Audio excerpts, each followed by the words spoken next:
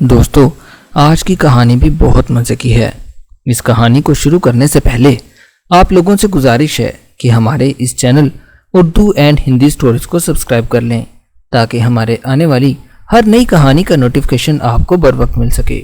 دوستو، ہماری ہر کہانی سبق آموز ہوتی ہے، اس لیے کہانی کو آخر تک غور سے سنا کریں۔ میرا نام مایا ہے۔ میں راجن پور کے ایک چھوٹے سے گاؤں میں رہتی تھی۔ اس وقت میری عمر تقریباً 22 سال ہو چکی تھی۔ ہم لوگ یہاں پر نئے آئے تھے۔ وہاں کے لوگ کچھ زیادہ اچھے نہیں تھے۔ ہمارے گھر کے پاس ایک نوجوان لڑکی رہا کرتی تھی جس سے کچھ ہی دنوں میں میری بہت زیادہ دوستی ہو گئی تھی۔ میں اس لڑکی کے ساتھ کالج میں داخلہ لے لیا تھا اور اسی کے ساتھ کالج بھی آنے جانے لگی تھی۔ میں بہت زیادہ محنت کر کے اپنی ڈگری حاصل کرنا چاہتی تھی۔ مجھے پڑھنے لکھنے کا بہت ہی زیادہ شوق تھا، لیکن شاید یہ میرا شوق کبھی پورا نہیں ہو سکتا تھا کیونکہ مجھے گھر سے باہر نکلنے کی بالکل بھی اجازت نہیں تھی۔ دن ایسے ہی گزرتے رہے اور پھر میری زندگی بدلنے لگی۔ ایک روز میری سہیلی کو سخت بخار تھا۔ میں اکیلی کالج جا رہی تھی۔ ابھی میں گھر سے کچھ ہی دور گئی تھی کہ میرا راستہ ایک لڑکے نے روک لیا۔ وہ لڑکا مجھے بہت زیادہ عجیب لگ رہا تھا۔ اس نے چمڑے کی جیکٹ پہنی ہوئی تھی کیونکہ سخت سردی کا موسم تھا۔ وہ موٹر سائیکل پر بیٹھا ہوا تھا۔ مجھے بہت عجیب نظروں سے دیکھ رہا تھا۔ اس سے پہلے میں نے کبھی اس لڑکے کو نہیں دیکھا تھا کیونکہ ہم اس علاقے میں ابھی کچھ دن پہلے ہی آئے تھے۔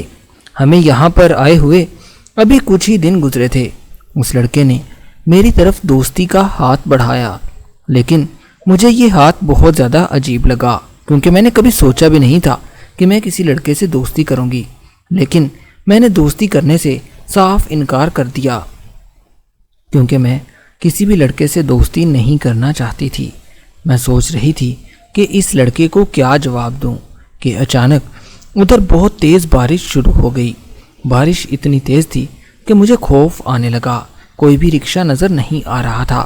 پہلی مرتبہ میں نے خود کو بہت زیادہ بے بس پایا۔ مجھے سمجھ نہیں آ رہی تھی کہ میں ان حالات میں کیا کروں، میں گھر واپس کیسے جاؤں کیونکہ بارش بہت زیادہ تیز تھی۔ بارش اتنی تیز تھی کہ میری ساری کتابیں اب تک بھیگ چکی تھی۔ ادھر وہ لڑکا ایک شرارتی مسکراہٹ کے ساتھ مسلسل میری طرف دیکھ رہا تھا۔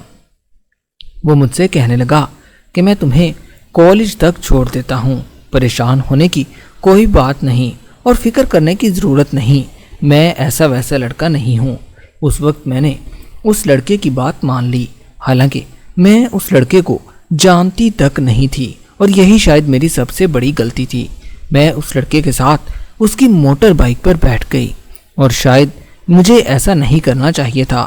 میں اور وہ ایک دوسرے کے ساتھ مسلسل باتیں کرنے لگے۔ وہ لڑکا مجھے اپنے بارے میں بتانے لگا کہ وہ ایک امیر خاندان سے تعلق رکھتا ہے۔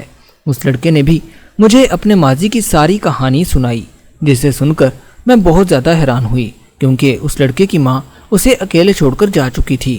کچھ ہی وقت میں اس لڑکے کے ساتھ بہت زیادہ اٹیچ ہو چکی تھی۔ اس لڑکے نے مجھے اپنی باتوں سے متاثر کر لیا تھا۔ میں بھی اس کے ساتھ دوستی کرنے پر راضی ہو چکی تھی۔ میرے لیے دوستی کرنا بہت زیادہ مشکل تھی کیونکہ میرے گھر والے بہت ہی زیادہ سخت تھے۔ میرے ابا ان باتوں کے بہت زیادہ خلاف تھے۔ میں ایک غریب گھرانے سے تعلق رکھتی تھی اور میرے گھر والے کسی لڑکی سے بات کرنا بھی گوارا نہیں کرتے تھے، اور یہ تو پھر لڑکے کی بات تھی۔ جیسے ہی کالج قریب آیا تو وہ لڑکا مجھ سے میرا نمبر مانگنے لگا۔ پہل مجھے بہت زیادہ عجیب لگا کہ پہلی ہی ملاقات میں وہ مجھ سے میرا نمبر مانگ رہا ہے۔ بہت سوچنے کے بعد میں نے اسے اپنا نمبر دے دیا اور اس کا شکریہ ادا کیا۔ جیسے جیسے دن گزرتے جا رہے تھے ہماری دوستی بڑھتی جا رہی تھی۔ جیسے جیسے دن گزرتے جا رہے تھے میں اس لڑکے پر بہت زیادہ یقین کرنے لگی۔ وہ بھی مجھے اپنی محبت کے بارے میں بتانے لگا۔ اس لڑکے نے میری بہت زیادہ مدد کی، یہاں تک کہ میرے پاس پیسے نہیں ہوتے تھے۔ وہ لڑکا مجھے ہر روز پیسے بھی دینے لگا۔ میں بہت زیادہ خوش ہو چکی تھی کیونکہ وہ لڑکا بہت زیادہ اچھا تھا۔ میں اس لڑکے کے ساتھ بہت زیادہ خوش تھی، لیکن مجھے کیا پتا تھا کہ وہ لڑکا میرے ساتھ کھیل کھیل رہا ہے۔ وہ مجھے اپنی محبت کے جال میں ہمیشہ کے لیے پھنسا چکا تھا۔ میں اس کی ہر بات ماننے لگی تھی۔ میری سہیلی کو بھی میری ان باتوں کے بارے میں علم ہو چکا تھا، کیونکہ میں اسے روز ملنے جاتی تھی۔ اس نے مجھے بہت زیادہ سمجھانے کی کوشش کی کہ وہ لڑکا اچھا نہیں ہے، کیونکہ میں اسے برسوں سے جانتی ہوں، لیکن میں نے اپنی سہیلی کی بات پر زیادہ غور نہیں کیا، کیونکہ میں ایک غریب گھرانے سے تعلق رکھتی تھی اور وہ لڑکا کسی امیر گھرانے کا لگ رہا تھا۔ میں یہ سوچتی رہی کہ شاید میری سہیلی مجھ سے جیلس فیل کر رہی ہے۔ ویسے بھی وہ لڑکا میری ہر ضرورت پوری کر رہا تھا۔ میری سہیلی نے بھی مجھ سے بات چیت کرنا بند کر دی تھی۔ اب میں اکیلی کالج جایا کرتی تھی اور میں چاہتی بھی یہی تھی، کیونکہ میرے لیے اکیلا جانا زیادہ بہتر ہے، کیونکہ میں اپنے دوست سے بھی مل لیا کرتی تھی۔ دن ایسے ہی گزرتے رہے اور ہماری دوستی بہت زیادہ بڑھ گئی، یہاں تک کہ ہم روز ایک دوسرے سے باہر ملنے لگے۔ وہ مجھے ہر روز ایک ہوٹل پر لے جاتا، وہاں بیٹھ کر ہم کھانا کھاتے۔ میں اس کا بہت زیادہ اعتماد کرنے لگی تھی، کیونکہ آج تک اس نے میرے ساتھ کوئی ایسی ویسی بات نہیں کی تھی، لیکن وہ مجھے مسلسل دھوکہ دے رہا تھا۔ میرا پڑھائی میں بالکل دل نہیں لگتا تھا۔ میں اب ہر وقت اس کے بارے میں سوچنے لگی تھی۔ وہ مجھ سے کہنے لگا کہ میں وقت آنے پر تمہارے ساتھ شادی کروں گا، لیکن مجھے اس کی باتوں پر بالکل یقین نہیں آ رہا تھا، کیونکہ وہ بہت امیر خاندان کا لڑکا تھا۔ جیسے جیسے دن گزرتے گئے مجھے ساری باتوں کی سمجھ آتی جا رہی تھی، کیونکہ وہ میرے ساتھ عجیب و غریب قسم کے مطالبے کرنے لگا۔ وہ صرف اور صرف میرے ساتھ کھیلنا چاہتا تھا، مجھے ٹائم پاس بنانا چاہتا تھا، کیونکہ اب وہ روز مجھے ملنے کے لیے بلایا کرتا اور ہر روز ایک نئی فرمائش کرتا تھا۔ میں نے اس لڑکے کو بہت زیادہ سمجھانے کی کوشش کی۔ جب میں نے اس کی کوئی بات نہ مانی تو وہ مجھے اب بلیک میل کرنے لگا۔ وہ مجھ سے کہنے لگا کہ میں اس ریلیشن کے بارے میں تمہارے باپ کو سب کچھ بتا دوں گا۔ یہ سنتے ہی مجھے بہت زیادہ حیرت ہوئی۔ مجھے یقین نہیں آ رہا تھا کہ یہ لڑکا میرے ساتھ اس طرح کرے گا۔ یہ سن کر میں بہت زیادہ پریشان ہو گئی، کیونکہ میرا ابو بہت زیادہ غصے والا تھا۔